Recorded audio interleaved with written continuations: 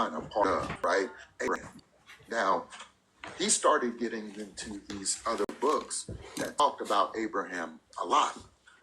He got swallowed up. It is very dangerous for even angels, okay? These books are magical. If you don't believe it, well, you're not going to have to. You are cold, right, bro? So, oh my God, I gave me the children. You said these books are magical. Why? Because all of magic happens in your mind. Your mind is a manifesting machine. You think about it, you could do it, or you could just think about it forever and then do it. But if you share that thought, someone else could do it. So now all creation takes place in the mind. It's a very magical thing. Now you're reading a book you can't comprehend. You're putting all this information in there. What you think you're going to spit out? Vain imaginations. You're going to spit out all kinds of crap. This book was for those who have the mental armor of God. Certain readings are for those who have the mental armor, the fortification to read these things, man. You don't just give a Bible to a 5-year-old. They're going to destroy the pages. They're going to look at you like, well, I lost it. Well, I don't know. Well, that's what these people are doing. They destroy pages. They're looking at it like they lost it. They don't know. They're babies. They goddamn babies. This supposed to be for the big kahuna. This supposed to be for the high priest. And they busted. Yeah, I don't like using this analogy a lot, but I use it to give a people perspective. It's like giving your child a loaded gun. You've never showed your child how to use it. You would never use. I'm talking about a small child. Think about it. This is an example, and I know most parents wouldn't do this. So follow me. You gave your child a loaded gun, just a loaded gun. For some reason, you gave your child a loaded gun. Your child don't even know what a gun is first. Wouldn't even know how to operate the gun. So it would look at it like any other thing, like a toy, something that it can interact with. And when it interacts with it, because it's going to play with it, and it's going to, in their literal mind, because this is how our mind fundamentally works, you're going to try to understand this thing. By playing with it, pulling certain levers and whatever, what's going to happen? The child is going to end up unaliving itself eventually, right? Or shooting a gun. Hopefully it don't unalive itself, but the end result, that gun is about to fire and go off. Yep. And now people that gave said weapon to the kid, they knew.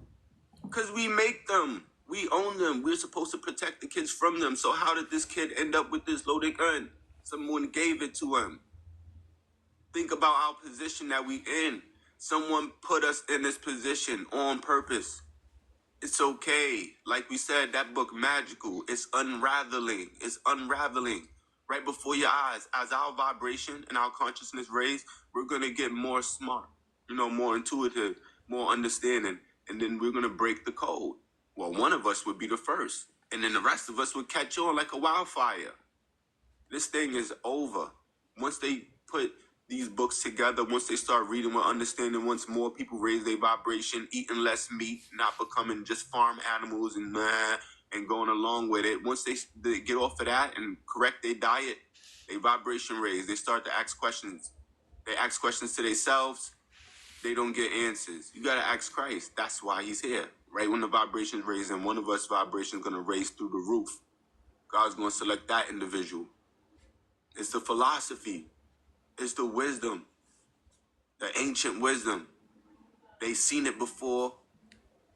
They know it. That's why they tried to stop it. They don't want it to happen. It's happening.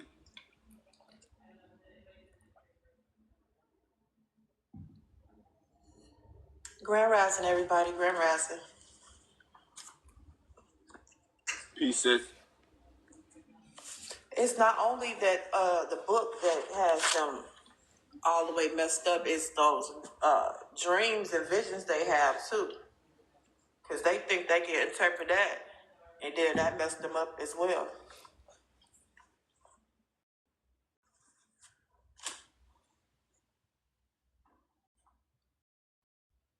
you can tell them about it. I'm listening. I've seen it in the experience, people trying to interpret their dreams and then just think that they can just say whatever they think the dream means. But the dreams and visions is clearly for God. It's not for us to interpret.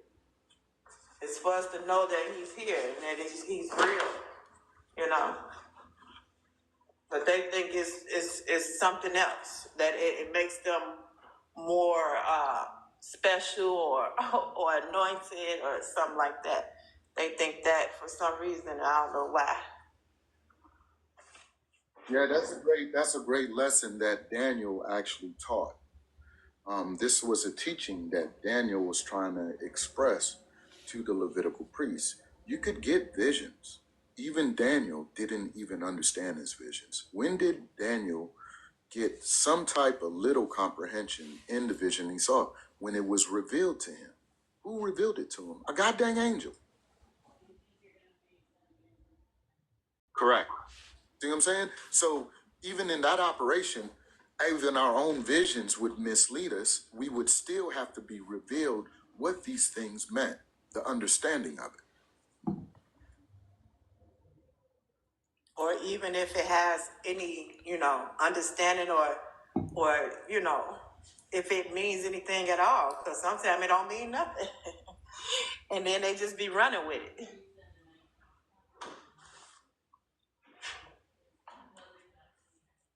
I thought about something profoundly funny. Even when these people use their imaginations and try to bring it to life, like say a movie, and you got characters like Hulk, Iron Man, Black Panther, those characters are even played by regular people. So why, when you read the story and you hear angels and etc. characters, you don't understand that these characters are played by regular people?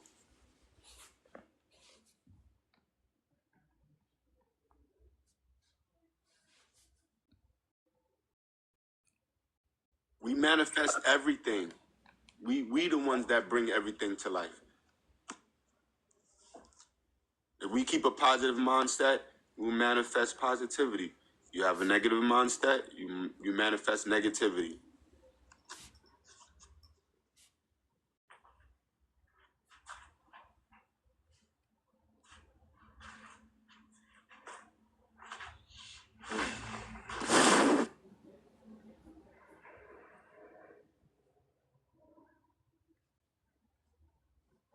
Last night, a stranger got stranded in the rain in front of my building, and I let him in the building. But then he kept talking.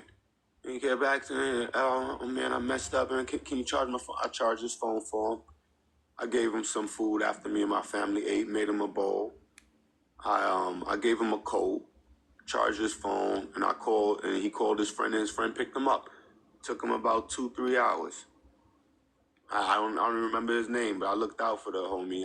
He was a Filipino guy, and he just was going through a rough time. He said he was from Boston. I'm like, what are you doing in the Bronx?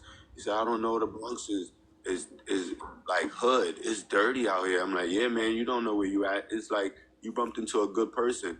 I said, out of everybody around here, you bumped into me. I said, and I opened my door for you and fed you, bro. Other people will rob you and take advantage of you because he don't sound like he got all his screws together. You know what I'm saying? So when I'm talking to him, I could tell that he's a little, challenged. I'm like, people would take advantage of him. And he was telling me his story, how someone took his car and his information, and he just get a check for being slow every month. And he don't know where the person with his car is at. And he's calling them, and they kicked him out. I said, they kicked you out and left you in the Bronx? He said, yeah, man, they're supposed to take care of me. I said, you're not around good people.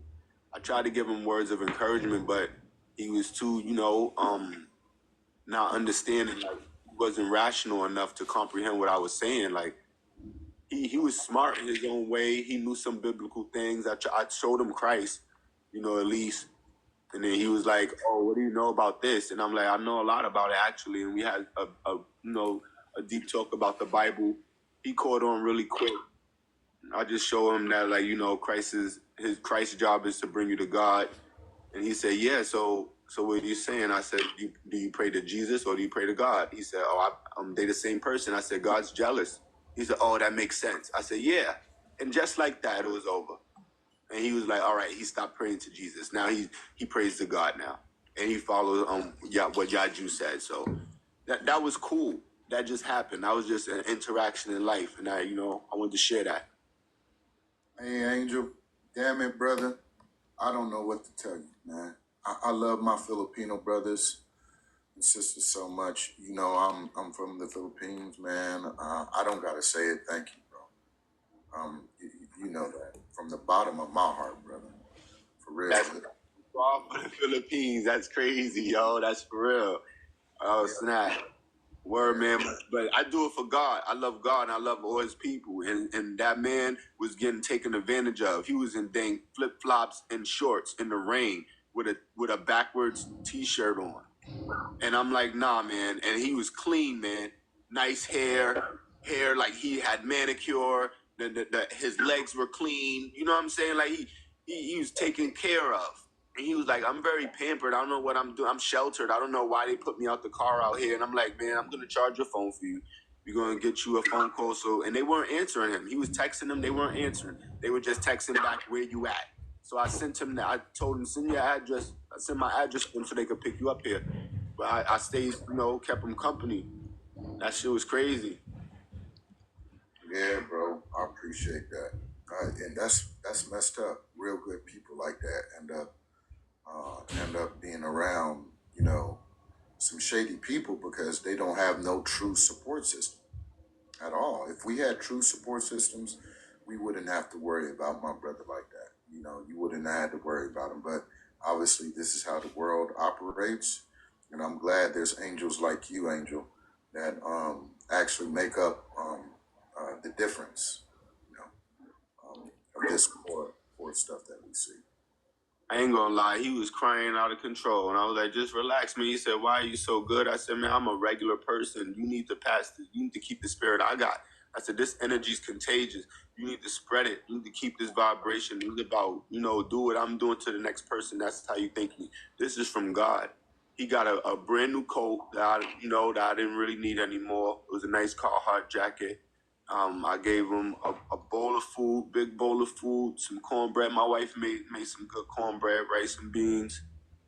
I don't eat meat, so he had some chicken. My kids and my wife, they eat meat when they feel like it, but I'm more disciplined. But yeah, man, I talked to him. He got information, got insight, truth about God, the food, something on his bag. I gave him $1, for his pocket. He even smoked, so we rolled up. We had a joint. We chatted, and he had a good night. He stopped. He was crying out of control. I'm like, man, just be happy. And see, he went from having the worst time of his life to meeting a complete stranger. He met my kids. He loves my kids. He was like meeting my daughter and talking to them. And I had to tell my kids go to bed because they just wouldn't stop talking because they like new people to talk to. Like, they more extroverts like me. I'm just very open and I talk to people when I want to know. I'm just a connecting person. I reach out and talk to everybody. And a lot of people are extroverts, and I feel like that's just because of like a product of their environment. We're all supposed to be in unity. It's like to be an introvert and be like to yourself. That's a coping mechanism. Like it's not really fruitful. How you gonna be all to yourself and meet a wife? You know what I'm saying? Like multiply, have kids. Like you can't be all to yourself. You gotta be able to talk to people, and that's just because of the way this world's set up. They got us divided. They got us fighting. They got us looking at each other like enemies. And that Filipino brother, he was trying to tell me. Anyhow, he was trying to tell me, he was like, me and you, we brothers. I'm like, man, I'm from America.